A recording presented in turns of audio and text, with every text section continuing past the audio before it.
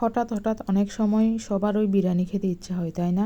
তেমনই সেদিন আমার ভাগ্নি রুবাইয়া হঠাৎ করে বলল তার বিরিয়ানি খেতে ইচ্ছা করছে। তাই ঘরে থাকা হালকা উপকরণ দিয়েই বিরিয়ানি রান্না করে নিয়েছি। আসসালামু আলাইকুম, কেমন আছেন সবাই? আশা করি খুব ভালো আছেন। আলহামদুলিল্লাহ, আমরাও ভালো। হঠাৎ আমার ভাগ্নি বলল বিরিয়ানি খাবে, কিন্তু তখন অনেক উপকরণ ছিল না। সেটা ওকে বলার পরেও সে বলল যা আছে তা দিয়েই করে দিতে। তো আর কি করার। যেহেতু হঠাৎ করে রান্না করেছি, তাই কি কি মশলা দিয়েছিলাম সেটা ডিটেলস ভিডিও করা হয় নাই।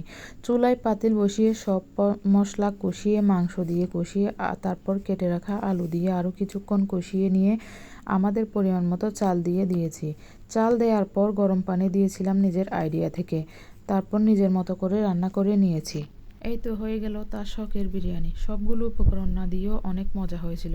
আসলে হঠাৎ করে ঝটপট রান্না করলে অনেক মজাই হয়।